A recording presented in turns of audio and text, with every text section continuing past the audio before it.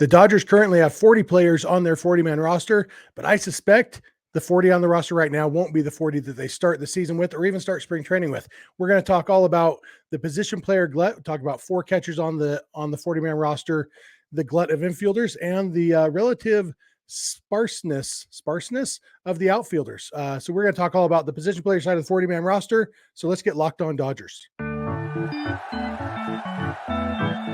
You are Locked On Dodgers, your daily Los Angeles Dodgers podcast. Part of the Locked On Podcast Network, your team every day.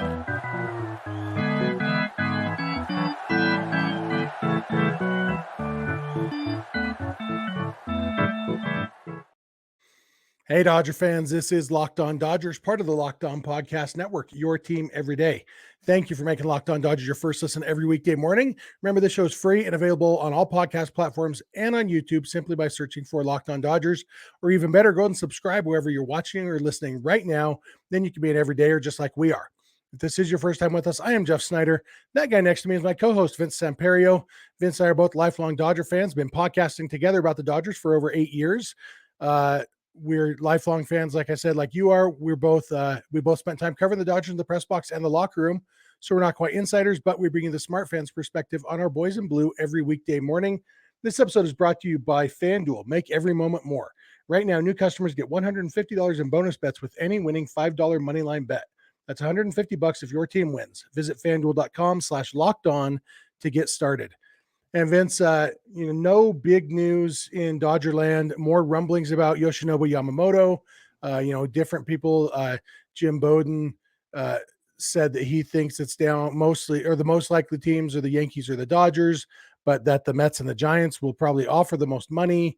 And, you never know what to think when it's Jim Bowden talking, a guy who's been fired for being a bad general manager a couple times. You always got to take his GM thoughts with a grain of salt, but he does have contacts in the industry. So maybe he knows what he's talking about. Maybe he doesn't, but I don't think we're any closer at this moment to knowing where Yamamoto is going to sign than we were last time we recorded, right? That's what it feels like. It's December 20th as we're recording this right now. So you're like, okay, Christmas is 5 days away.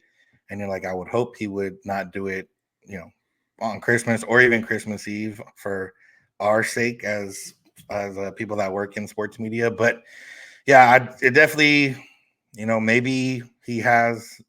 It's one of those where like once you meet with teams and then you're like, oh, now I have more to think about than maybe I thought, or whatever the case. And every team presents a different variable for him. The Mets aren't going to be good necessarily, but they have a lot of money to spend around him, and he'd be maybe the quote unquote star there. Whereas with the Yankees, he might not be wouldn't be the star, wouldn't even be the number one in the rotation.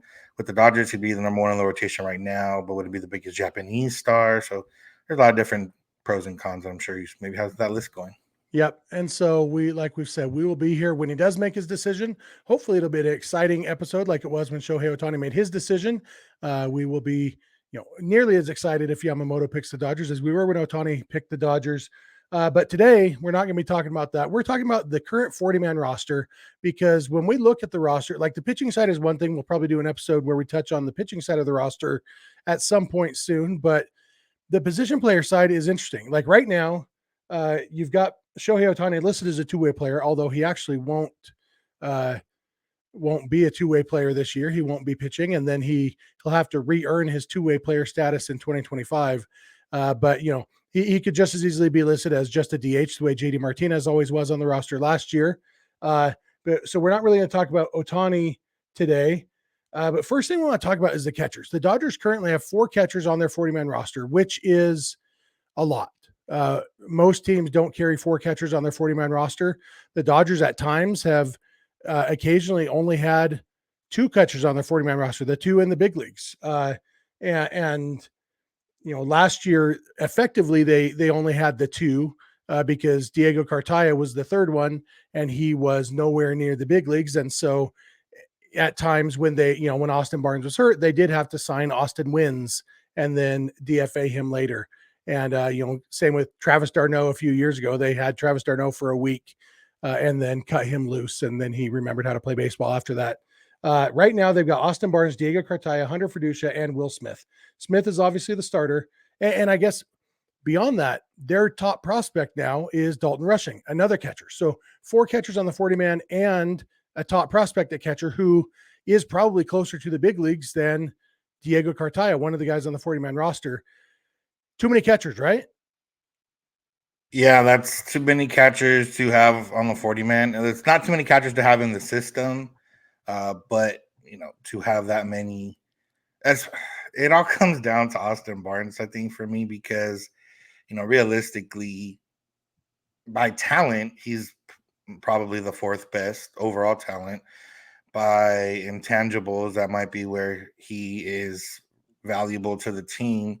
But we've heard a lot of people love Austin Martin on the Dodgers. We've never heard anything bad about him. We've heard a lot of players, kind of hype him up as a leader and as everything else, and as a low key funny guy and tough guy and everything. And it seems like everyone loves Austin Barnes, but at a certain point, love doesn't necessarily get you to where you need to get to, and all that love and appreciation and everything else. Austin Barnes had one of the biggest at-bats in the postseason last year. There wasn't too many big at-bats to have, but he had one of the biggest ones. And if I'm not mistaken, he grounded out on the first pitch or something like that. So, yeah, for me, it's if Austin Barnes serves you an actual purpose, okay. But if not, I don't mind seeing Hunter Fiducia get a chance up there. Cartaya at this point, just because he's, you don't want to trade a guy at low value.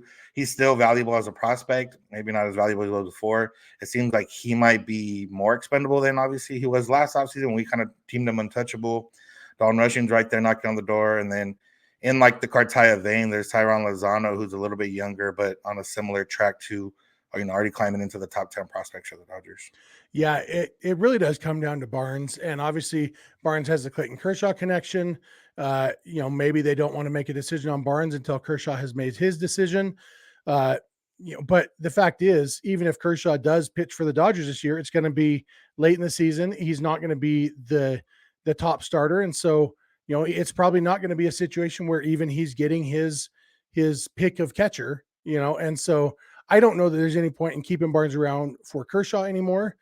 If they went with Fiducia, the hard part is they do like having Barnes around for a lot of reasons. And we talked last year about how he could serve all those same purposes on the 60-day injured list, just not taking up a roster spot. That remains true, except that the 60-man IL doesn't, or the 60-day IL doesn't kick in until spring training starts. And so he'd have to develop a shoulder injury and have surgery. And then spring training starts. Then they could free up that roster spot for somebody else and let him just be a player coach or whatever. The alternative is saying, hey, do you want to be the highest paid coach in the league and, keep your $3.5 million contract, but you're no longer a player? He's probably not ready to do that, to transition to that role. So the answer might be cutting him loose because, I don't know that you want to sell low on Diego Cartaya, and Fiducia has earned a spot to be the backup catcher. He could, when you think about the Dodgers lineup with all the lefties they already have, you could have a lineup of 7 lefties against right-handed pitching sometimes if it was a day that Will Smith got the day off, because Freeman, Ohtani, Lux, Muncy, Hayward, Outman, and Fiducia, they just have Mookie Betts and whoever, Randy Arozarena, whoever the left fielder is, as your only right-handers. I like Austin Barnes. I have nothing against Austin Barnes. And I learned from yesterday's episode that you can say as many nice things about a player as you want, but if you say one negative thing, somebody will accuse you of being a hater, or in some cases a racist, which I discovered yesterday. We love Austin Barnes as a person, even as a leader, and even for what he's done on the field. But when we're talking about the best Dodger team possible in 2024, it's hard to see how Austin Barnes fits in to that.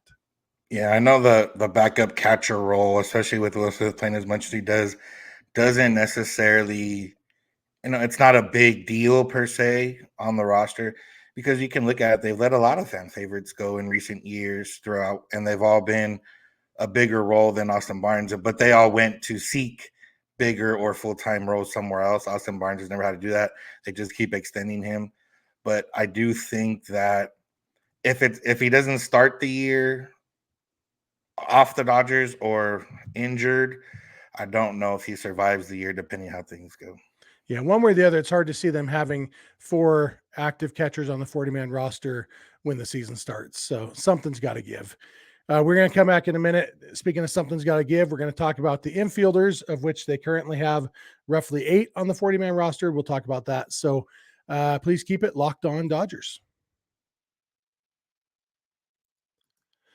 Today's episode is brought to you by FanDuel. Score early this NFL season with FanDuel, America's #1 sportsbook. Right now, new customers get $150 in bonus bets with any winning $5 moneyline bet. That's $150 if your team wins. Tonight is Thursday Night Football. We got the Rams against the Saints. Both teams are 7-7, but we're Rams country here. The Rams have BYU legend, not BYU legend Jeff Snider, BYU legend Puka Nacua, Cooper Kupp, Matthew Stafford, Aaron Donald, and playing much better football right now than the Saints are. So if you're feeling good about the Rams, I'm not telling you how to bet, but if you're feeling good about the Rams tonight, put $5 on it. If they win, you win $150 in bonus bets. Easy peasy. So if you've been thinking about joining FanDuel, there's no better time to get in on the action. The app is so easy to use. There's a wide range of betting options, including spreads, player props, over-unders, and more. So visit FanDuel.com/lockedon and kick off the NFL season. FanDuel, official partner of the NFL. Hey, we're back. I want to thank you for making Locked On Dodgers your first listen every weekday morning. Especially want to thank our everydayers. If you're not an everydayer, it's really easy to become one. Just watch or listen every weekday morning. Boom, you're an everydayer. And if you want to be a Locked On Dodgers insider, we're not quite insiders, but you can be with us. Just join the Locked On Dodgers Insiders Club by going to joinsubtext.com/LockedOnDodgers.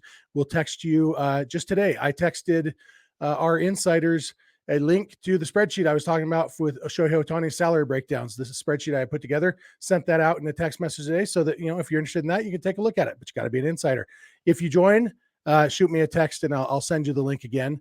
But a lot of fun over there talking Dodgers. You can interact with us, text back and forth with us. And when the season starts, you get a lot of behind the scenes stuff from Vince. A lot of fun. So go to joinsubtext.com/LockedOnDodgers. Also want to remind you, Locked On Podcast Network has 2 24/7 streaming channels that might interest you. One is called Locked On Sports Today, and one is called Locked On Sports Los Angeles. Locked On Sports Today focuses on all the sports in America, and Locked On Sports Los Angeles focuses specifically on, you guessed it, Los Angeles sports. And so you'll see this podcast on there. So check out both of those channels over on YouTube, streaming 24/7. And with that said, let's talk about the Dodgers infield on their 40-man roster right now, assuming that we count Mookie Betts. Mookie Betts is still listed as an outfielder on MLB.com's website, but Dave Roberts has said that Mookie Betts is the everyday second baseman. He might play some outfield, of course, but he's probably going to be an infielder. And so we're looking at, the starters, Freddie Freeman, Mookie Betts, Gavin Lux, and Max Muncy.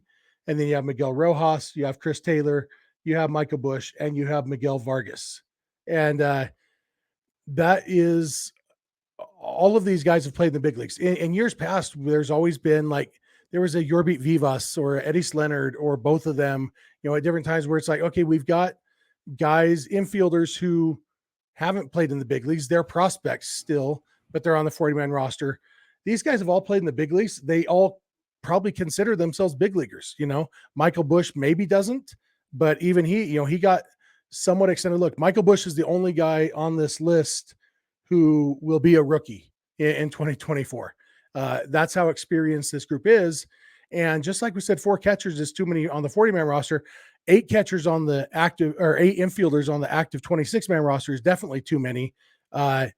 It seems like somebody's got to go off of this list, right? Yeah, 8 with the 4 catchers is probably too many. 8 with 3 catchers, maybe not as much, but I think 8 that all believe they should be in the big leagues is too many. I think that's kind of where I'd stated. And yeah, I really don't know. Like Michael Busch, what I wish I knew what they think of him, what their thoughts are about him. Is he going to be involved in a trade? It seems like he's the prime guy to trade to a team that needs cheap hitting, a team like the Guardians, who always kind of looked for that. I don't know if that would be enough, just him to get a guy like Shane Bieber in case they don't hit on any of the other guys. And if Shane Bieber just costs Michael Busch, I don't think I would be too upset about it. But someone like that, Miguel Vargas might be in a similar boat with Mookie Betts kind of being the second baseman, and Muncy got extended 2 years. Ohtani's going to be the DH. I know that they asked both of them to learn some left field, outfield in this offseason, but even then, you have to hit in that type of role. If you're going to be someone that's learning defensively, you have to hit. And Miguel Vargas got an extended look. Michael Busch didn't get necessarily an extended look, but they didn't hit the ground running in terms of hitting, and now they're in weird spots. Yeah, and my big thing on Michael Busch is, since there's no clear-cut spot for him on the Dodger roster, I don't think his value will ever be higher. He's coming off an outstanding minor league season and is a legitimate top hitting prospect in baseball. I don't think his value is going to get any higher. It seems like they almost have to trade him or give him a starting job. And the only starting job available is left field. And I don't know, I think they'd have to see something pretty remarkable from some offseason work for them to say, okay, you are a starting left fielder. They tried it with Vargas last year at second base. Here, you're the starter at a position you've never played before. And, it wasn't terrible, but it wasn't great. And, it's Vargas is kind of in a similar boat, except his stock isn't as high right now. He's not quite at Diego Cartaya levels of selling low if they were to trade him, but they could have gotten more for Vargas if they traded him last year. I still think Vargas is going to be a very good big league hitter, and I don't hate the idea of keeping him around and letting him, rather than throwing him as a starter, letting him maybe bounce between AAA and the big leagues and get a little bit less pressure, a little bit more of a relaxed introduction to the big leagues, and maybe he does figure it out.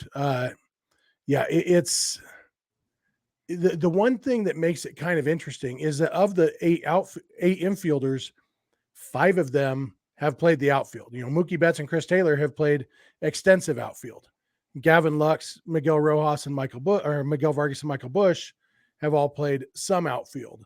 I don't think Lux is going to be playing in the outfield, but Vargas and Busch, they could even say Miguel Vargas and Michael Busch are our left fielder, and they're a platoon. We'll maybe dig into that idea more when we're talking about the outfielders in the next segment, but it just, I feel like Michael Busch has to go, and not in a bad way at all, but because he has so much value. I feel like he is the centerpiece to a big trade, whether that's a Dylan Cease trade or a Randy Arozarena trade, or something, or even more than a centerpiece, like you said, for a lesser trade like a Shane Bieber type. Somewhere along the line, his trade value, I feel like, is going to come into play this offseason. Yeah, and not that the Dodgers necessarily care about this 100%, but it's kind of unfair to have him in the role that he is right now, or in the spot that he is right now, where it's kind of in between 4A, kind of in between AAA and the majors, no real spot in the majors, or no real chance to be an everyday guy in the majors.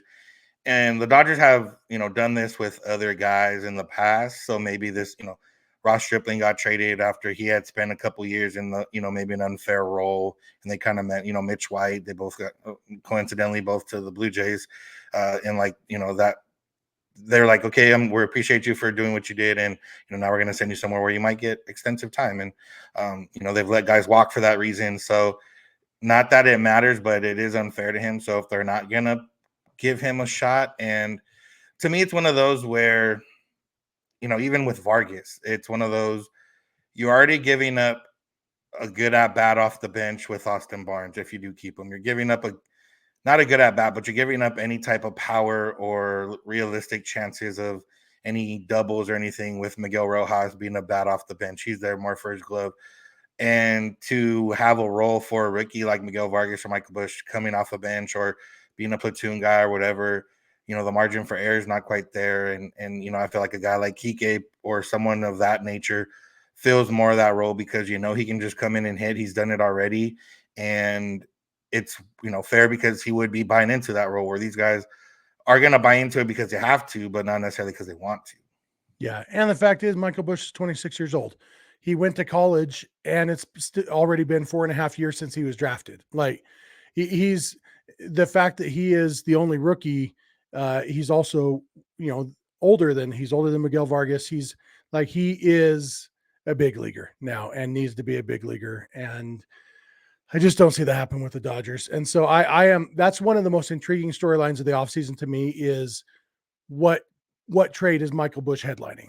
Because I think he could headline a big trade, whether, one of those guys I said was Dylan Cease, Randy Arozarena, Michael Busch can hold his own in those trades for sure.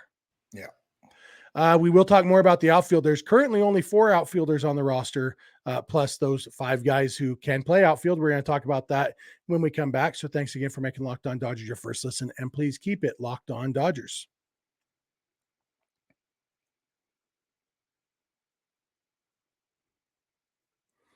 Hey, we're back. Thanks again for making Locked On Dodgers your first listen, especially to our everydayers. Remember to check out the 2 Locked On 24/7 streaming channels on YouTube, Locked On Sports Today and Locked On Sports Los Angeles. And if you're watching this on YouTube, we'd love to hear your thoughts in the YouTube comment section. If you're listening on the podcast, we'd love to hear from you through social media or email or any of the other ways. And if you want a more direct line to us, join our Insiders Club by going to joinsubtext.com/LockedOnDodgers, and you can text us directly and have some one-on-one conversations that way. Outfield is interesting for the Dodgers right now. They have their starting center fielder, James Outman. Their starting right fielder against right-handed pitching, Jason Hayward. They have, hopefully, their starting right fielder against left-handed pitching, Manuel Margot / backup outfielder. And they have Andy Pajes, who is has never played in the big leagues. Coming off surgery. Yeah, he's coming off surgery. There's questions about how close to the big leagues he is. I don't think there's any question that the Dodgers need to add another outfielder or 2 this offseason, right? Yeah, they've got to. Well, I mean, yes, Chris Taylor could be considered an outfielder again if they just play him in most days in left field. But yeah, they need to upgrade the lineup in general, whether that's more than likely a left fielder is the real only way they can go if they don't want to move people around again. So yeah, they need somebody that can be an everyday guy. I don't think they want to platoon 2 spots if they don't have to. Ideally, you don't want to platoon, left and right field. Like we talked about with, Busch and Vargas, they could handle left field, I would imagine, get comfortable as the year goes on. But that's contingent on them hitting, and it's not guaranteed that they're going to hit the way the Dodgers would need them to. So, yeah, there definitely needs to be some move made to get an outfielder in the mix. Yeah, and free agent market, there's guys, Adam Duvall could play that role. There's a couple of guys, nobody who really screams. I guess, one option would be re-sign Cody Bellinger, move James Outman to left. That's not a terrible idea, but it's not going to happen. But then you look at the trade markets and there's Randy Arozarena, obviously. That's still my number one choice. If the Brewers decide to make Corbin Burns available, maybe package him with Christian Yelich, which adds to the left-handed heaviness of the Dodgers lineup, which I actually recorded last night. I don't think he's put out yet, but Clint, Real FRG, formerly of Dodgers Nation, doing his own thing on YouTube now. I recorded something last night after you and I were done recording, and we talked about some of those options, and we talked about the left-handed heaviness of the Dodgers lineup. And it doesn't concern me a lot because most of their lefties hit lefty pitching pretty well. Christian Yelich maybe doesn't hit lefties quite as well as Freddie Freeman does. But so there's options. Eloy Jimenez could be packaged in a Dylan Cease trade, although in order to call Eloy Jimenez a left fielder, you may have to use air quotes. I think he's a DH who gets stuck playing left field sometimes. I'd much rather have Luis Robert if they were getting outfielder from the White Sox, but that's a much bigger trade. But somebody's got to come in because, like you said, they could get by right now because they do have 5 infielders who've played the outfield. They could get by, but the lineup isn't as deep, as long up and down the lineup as it would be if they added a legitimate impact player in left field. Yeah, and it goes the guys that I would name where it goes against kind of not directly because Max Muncy, well, he gets on base, I guess it's a little different. But Jorge Soler and Teoscar Hernandez are still out there. Those are guys that can give you 25, 30 homers in their sleep. They're not going to give you very much defensively. Jorge Soler was almost exclusively a DH last year. I think he played like 30 games in the outfield. Teoscar has still been an outfielder. But for me, I think over the course of this season, yeah, it's going to be frustrating seeing maybe somebody strike out 200 plus times. But Chris Taylor strikes out 200 plus times and doesn't give you the power that those guys would. And Dodger fans handle that really well. Yeah. So for me, and we've seen Soler be a World Series MVP. We've seen, Teoscar, I don't know if he had a postseason home run or two, but he's had big home runs for the Blue Jays over the years. I think for me at this point with what's left, just go get a guy that can hit you 30 bombs, hitting 6th or 7th in your lineup or 5th if you want him that high. And figure out the rest, because as we've seen in the postseason, stringing together hits, clutch hitting is cool, but home runs are a lot cooler, and you only need to hit one every 2 games to really make it worth it, and that's kind of what those guys do. Yeah, I don't hate either of those ideas. Soler is very, very fun and has a ton of power, and I think Soler would be a superstar in LA. I think he's the kind of player that Dodger fans would absolutely flock to. And that's there's value in that. I don't hate that idea. I think Rosarena is all that. Oh yeah, we know he's far and above our number one. Yeah. But yeah, if Rosarena isn't available, either of those guys, I think both of those guys could be stars in LA, stars of the type that Chris Taylor and Max Muncy are guys who, we do curse his name every once in a while, under our breaths, but in the end, we love him. I don't hate any of those ideas. I've been trying to think if there's anybody else on the trade market, like Christian Yelich and Randy Rosarena are the two obvious ones that jump out. No, and obviously Eloy Jimenez, I think the White Sox would love to trade him, but all the same reasons they'd love to trade him, they're unlikely to trade him. Anybody else on the trade market jump out at you? No, I know there was a couple of the Cardinal guys named as, I think, like Dylan Carlson. I think he might have been the only one now at this point. Because Tyler O'Neill's already been traded. I wouldn't mind Tyler O'Neill at all. Yeah. So again, I think he hits left-handed. If I'm not, or he's a switch. Carlson's a switch hitter. He's a switch hitter. So I guess he would be the other one. And you try to think of like even center fielders. Outman, would be fine in the corners. And if it was, it'd have to be us actively searching for it. It hasn't been a name that's obviously been mentioned or said. And I don't know. It's because like every team right now is in a spot where, you think you can compete realistically, other than the White Sox. Every team probably thinks that they have a chance right now. And even a team like the Royals, I know a couple of their young guys, they thought, maybe they could move them, like MJ Melendez, I think plays outfield.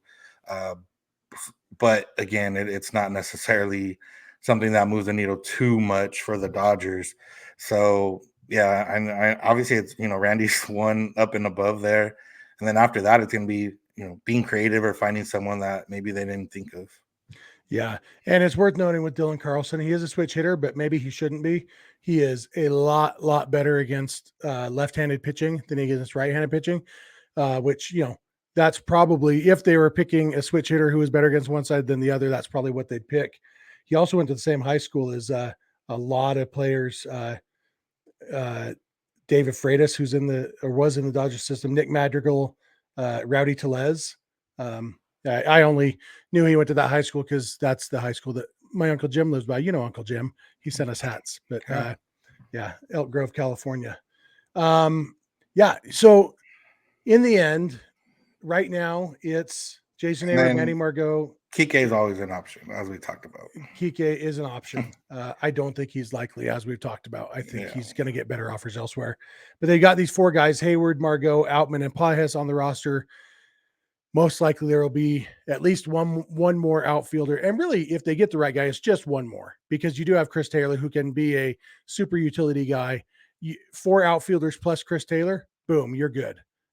Especially when one of them is Margot, who can play really all those guys. Hayward, Margot, and Outman can all play all over the outfield if necessary. And so get one more guy, ideally Randy Rosarena.